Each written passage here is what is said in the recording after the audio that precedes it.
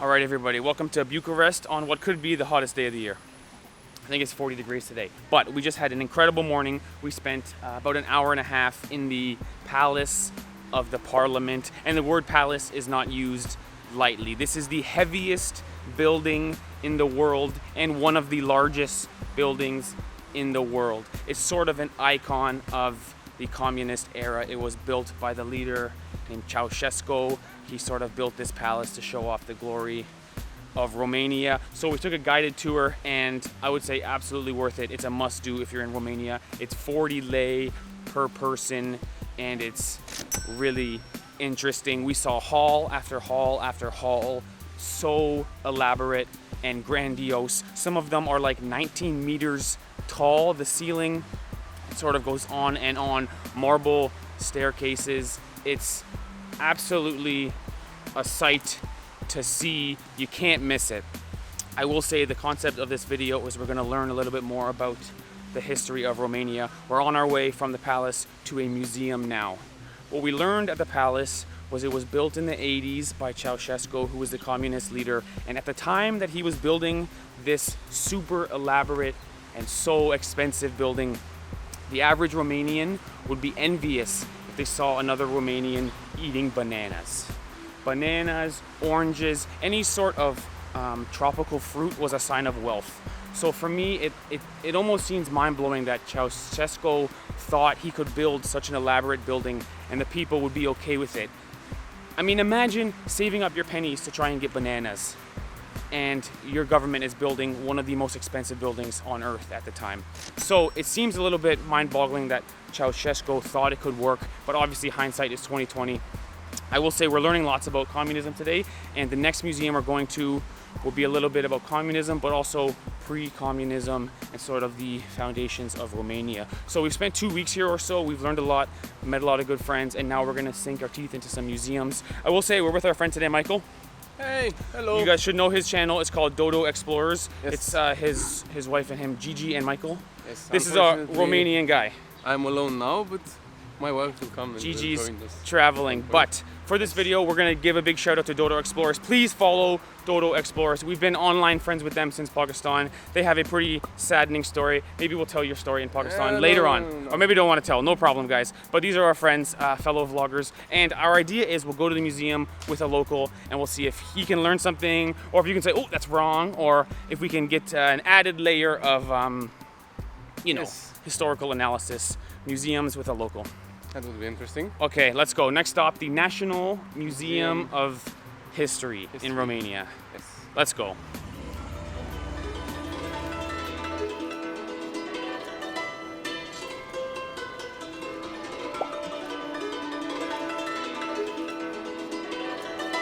All right, so first things first. The word Romania actually means from the Romans or of the Romans or something like that, because this land was conquered by the Holy Roman Empire in around 100 AD.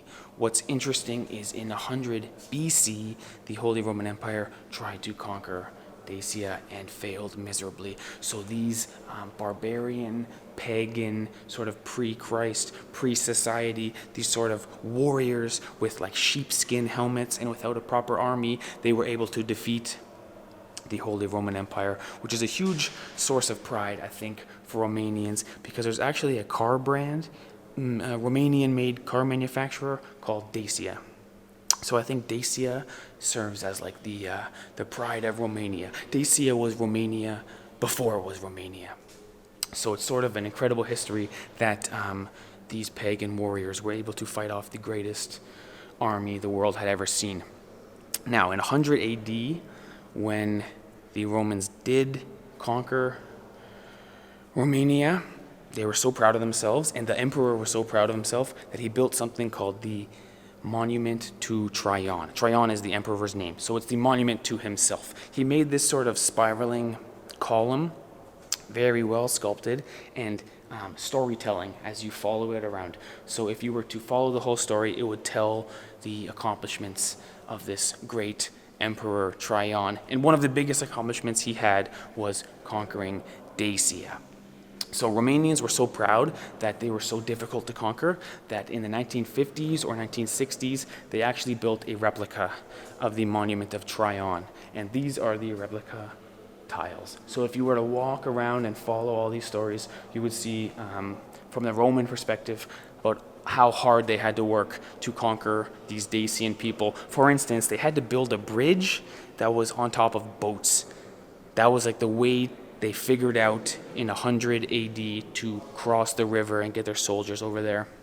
It was a huge sort of engineering and military prowess. So this is where we get the name Romania, and also this is where we get the name Dacia, the car brand, which I think is very interesting. Now I think the next exhibit is actually the World War II exhibit, it looks like. So we're going to jump ahead from the year 100 AD to about 1941 AD. Let's go.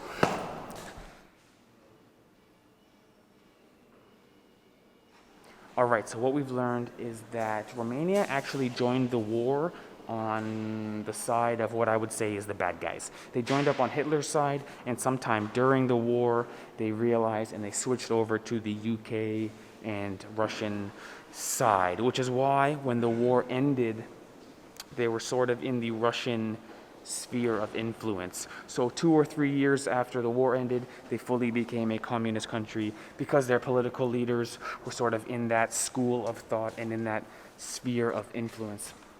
I will say this museum has almost no English. Like maybe 10% of the information is in English. So really glad I came with my friend Michael today. I would say for best results, bring a local to the museum with you. Really, without you, it would have been just looking at pictures. Is all I would have been able to do. No in worries, this it's my museum. pleasure showing you our country's history to you. Really appreciate it. Now, I wanted to ask you one thing. What makes you proud to be Romanian? This is a question I love to ask people in every country. What do you think is some of the things that the Romanians are proud about, or that you're proud about to be Romanian? Well, Romanian people never had any fear to speak their mind. Every time there was a problem, every time there was a conflict, we always spoke our mind, we always spoke whatever was in our head.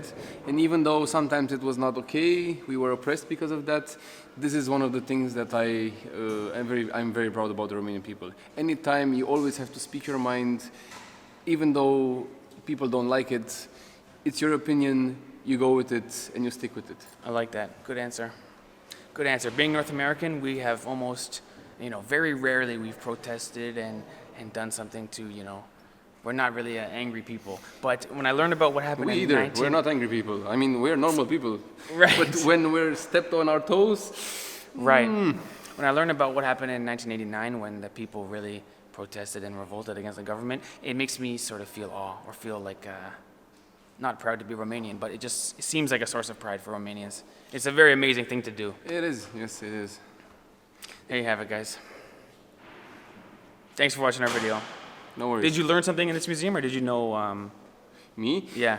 I learned a little bit. I mean, I saw some places and some things that I never seen before, and this is nice for me to kind of refresh my knowledge about our country and to learn new things that I haven't previously known. But yeah, Right. We're here for you so that you learn more about our country. Right. And if it wasn't for you, I wouldn't have learned because no English. I will say, they could turn up the AC in here. Yes, they It's could do that. hot in here. It's very hot. It's very, very, very hot. All right, guys. Thanks for watching. We'll see you tomorrow. Later, guys. First time trying high juices. I'm saying Good try. It's good. It's good. It's It's good. a good try. It's good. It's the best you're going to try. Look, they have like ham and like, I don't know, cream cheese inside Oh my or something and wrapped in a pretzel. Guys, it's Cheers, so man. good. It's so good. I couldn't wait.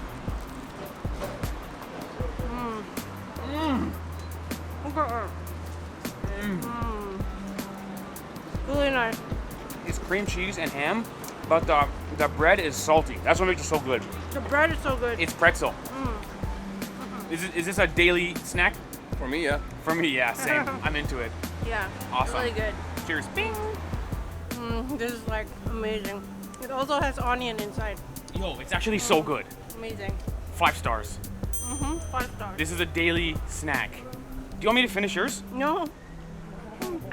Rejected.